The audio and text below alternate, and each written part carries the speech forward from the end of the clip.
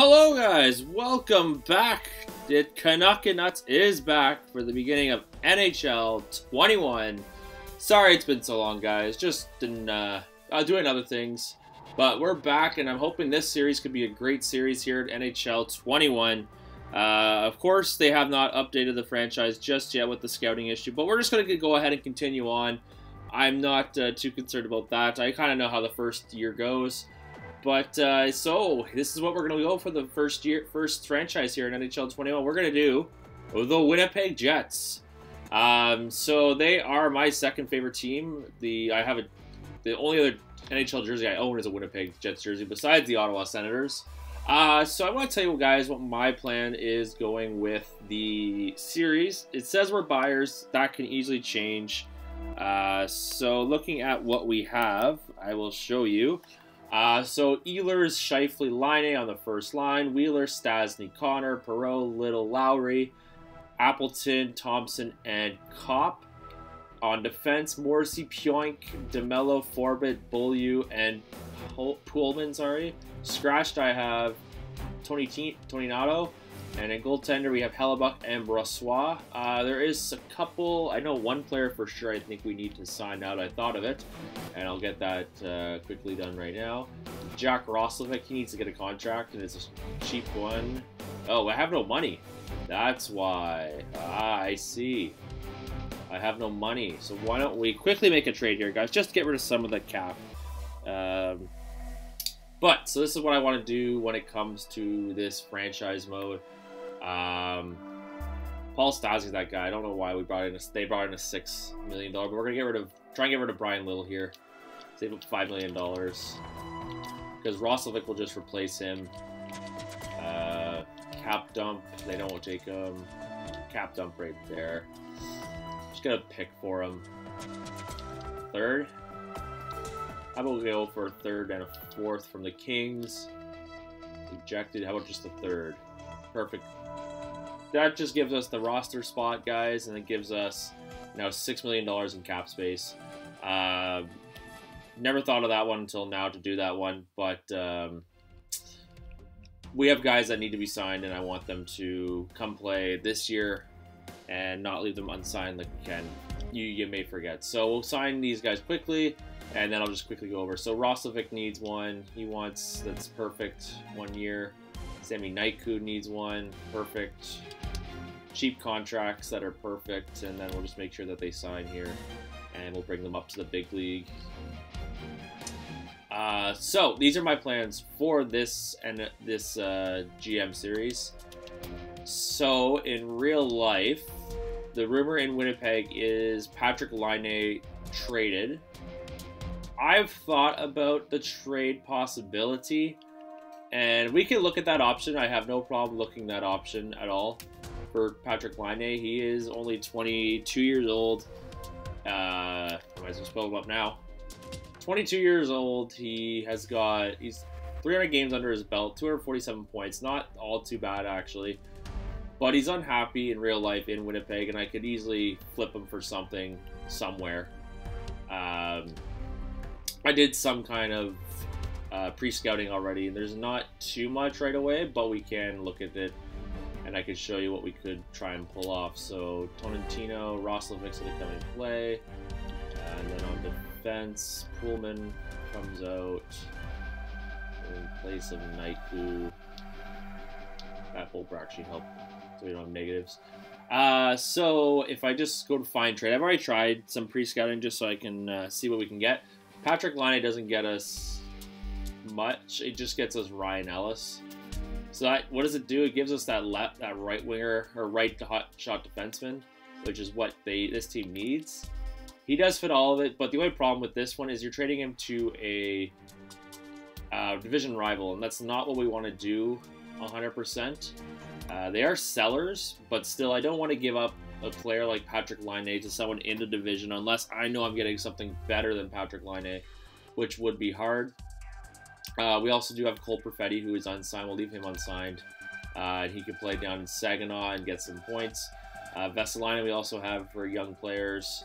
We have a lot of good young players, like Vinny Heinola as well. I just want to make sure that we can be young but still good as well, if that makes 100% of what I'm talking about. We also have Eric Comrie, who's a serviceable backup if we want to get rid of Brossois. So let's look at the. I guess we could look at the team like for real, actually. So we're looking at this. Our best player is Mark Scheifele, hands down. He's only 27 and he's on a good contract. It's 4 more years at 6.125, so he'll be 31 by the time his contract's up, and he's a stud, easily a stud. We look at guys like Kyle Connor as well. He's only 23. He's on a 6-year, 7.145. Blake Wheeler is an awkward contract in my opinion. 4 years at 8.25 and he's 34. He is the captain though, so I have to give him that. But that could be a trading asset if he starts to dip in value. Josh Morrissey, the top defenseman, 25. He fits the second line better now that I look at it, so we may have to throw him down on the second line, maybe get a better first line defenseman. Nikolai Ehlers, good young player as well, only 24, 5 years at 6. So we have a lot of good young players. It's a matter of if we can keep this young team and still be contenders, which I think we can make this team a contender within maybe even a year at that. And then, sorry, I should have also said our goaltending situation I think is fine for the next couple of years. Just Connor Hellebuyck's 27, coming off of Vezina at 90 overall. Good to see he fits all our forward lines, but we'll keep that. So one thing I do try and play around with when I have time is just see what the chemistry would look like, and it's hard with this line because these two they have the same build. It's the right winger that I don't know if they're going to be able to find someone who could easily boost them. Hard to say. And the one thing about Patrik Laine is he fits. His best line is line 1, but he doesn't want to be here, really, in my opinion. So if we're looking at serviceable players, well, maybe I can get a free agent actually and help out somewhere. I have 41 contracts, so I mean, it's not really like the end of the world. I mean, there is a guy like Anthony Mantha. He fits line 1. It does work. It's cheaper than Patrik Laine. So let me know what you guys think. I don't think we'll start simming right away, but Anthony Mantha is an option. He is a line 1 forward fit, so that does work. Jake DeBrusk is not. That was another option. A lot of RFAs because of obviously of COVID and how the season's going so far. So a lot of good young free agents that we can go after, but have to give up a lot. Obviously, Matty Barzal, but doesn't fit any of our lines. Pierre-Luc Dubois, same thing. Doesn't fit anything at all. So if we're gonna, in the next episode, if you guys want, we can look at Mantha. For that first line, I think he'd gel well on that first line. And then a guy like Tony DeAngelo would be the other on defense that we could get. So if I'm just looking at this, because I want to have, it'd have to give up Laine for Mantha, I think. So if I go look at Mantha, actually he's not that crazy actually. I could do this actually without it. A second for Mantha, is that fleecing them? It is not, okay. Is there any player they want? I might make the deal now just to see if they would take it. This Nikkanen guy, Henry Nikkanen. He's got top 6 potential, but if I'm thinking anything for the future, I mean, I've got Cole Perfetti, I've got Roslovic, I've got Appleton, I've got Scheifele. I'm gonna make this guy Nikkanen part of the return for Mantha, and then throw in like a third. See if that works. Does this work? Trade rejected. Okay, I'll go as much as a second here and see if that works. If not, then okay, trade accepted. So Anthony Mantha is now a Winnipeg Jet. The issue now becomes how much does he want? So he still fits the bill. Obviously, I don't think I can, yeah.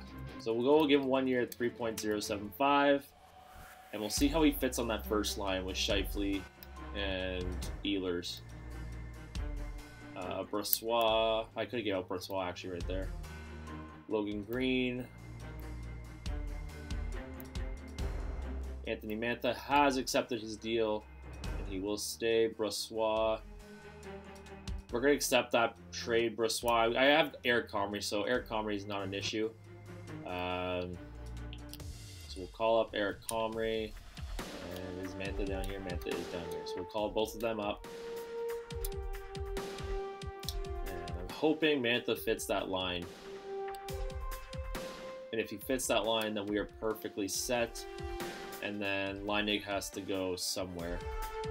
Mantha. Okay, it's a +1, but he's got that plus. They're all the same build. So that's good to see.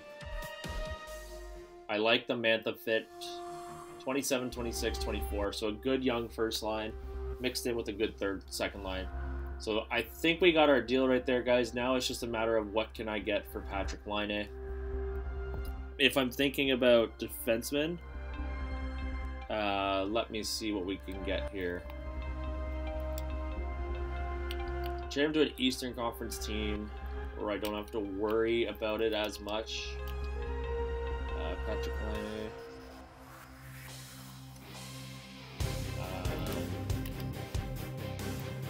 One team in real life that would benefit well, in my opinion, is the Ottawa Senators for a guy like this.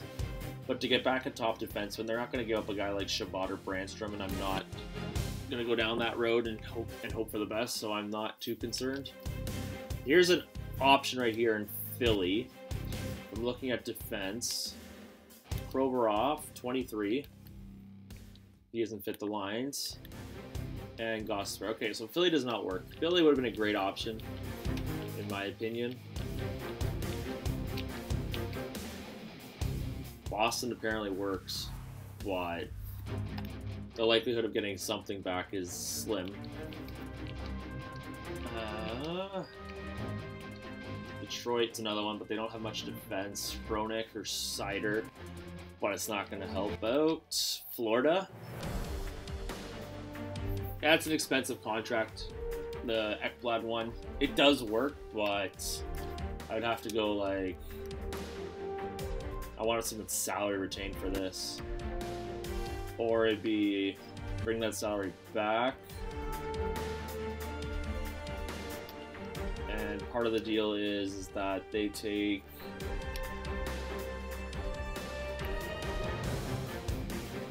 Rose contract for 1 year.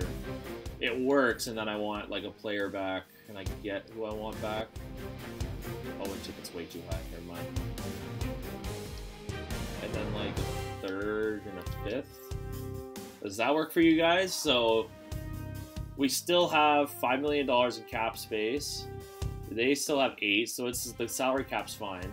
We get a top defenseman in Aaron Ekblad, and then they get a top line sniper in line A, and they get a cap. We just give them Perot for the year, and then we get 2 picks back. I'm gonna leave that up to you guys on this one. I think it's a great deal for us. We get what we want. They get what they want. Sure, they're giving up an elite defenseman, but we get what we want in that elite right-handed defenseman. So I'll leave that there for you guys. Just a reminder, Ekblad does fit all defensive pairings, so he perfectly would fit on that line with Morrissey or whoever we decide to put there. Because, I mean, if Morrissey doesn't fit, but Pionk does, there's no other move around there. But we can make everything work. Last thing we're just going to check is the coaching staff. I just want to see what the coaching staff looks like. Sandlick. 54%. That's what it was a bit off. Just going to see if there's any other coaches that are better fit than this guy. Yikes. 7. Alright, I think I found our new coach, guys. Victor Hextall fits the bill. He's a 70% coaching percentage with our team. I'm going to take that guy over the guy we have now. Sure, this guy fits it better, I think, with the better overall, but we get a guy that's got 70% in with the team fitting his coaching scheme, so that's even better for us. Just see if he signs. Perfect. Victor Hextall accepts.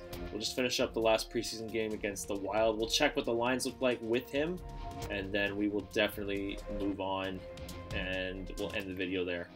So, when it comes to that first line, it's still a +1 for us, but that second line's a +3. Out of curiosity, what does Patrick Laine look like on the first line? Oof! This is now an issue. Laine does work now. So do we keep Laine now and maybe move out someone else? Mantha, do you fit anywhere on this team? Mantha fits on the third line. I know it's not the ideal spot for him. We can move them around, actually, so it does work. We're going to keep... We might keep this one, actually. Keep Mantha here. And we still have a good team all around. Nate Thompson, I'll switch you out for Lowry. So just that bottom line does not work, but that's an easy fix. Defense, Pionk and Morrissey right there fit. Naiku and Forbit don't. But... Okay, so we can work on the second line for sure. But we just got a better coach. I think we have a better team now. I can play around with the power play and all that, but I'll show you guys what the power play looks like. And the penalty kill. And I can fix that up for us so we can have a better team. But I think I'll leave it there, guys. So we get Mantha added to the squad for 1 year, and I'm fine with that being a rental, unless we can make up the cap space. We get a better coach, and we see what our game plan is going forward. So, out of curiosity, okay, so, sorry, not out of curiosity. So I'll leave the question still for you guys. We'll just make sure. Does Aaron Ekblad still fit our new coach's scheme? He still fits the coach scheme. So we could still go through and maybe even pull off a trade where it's Anthony Mantha for him. But you guys let me know what you think. I think having Mantha there on the third line isn't all that bad, considering it's a +1. But yeah, you guys let me know. I'll see you guys in the next episode. You guys take care.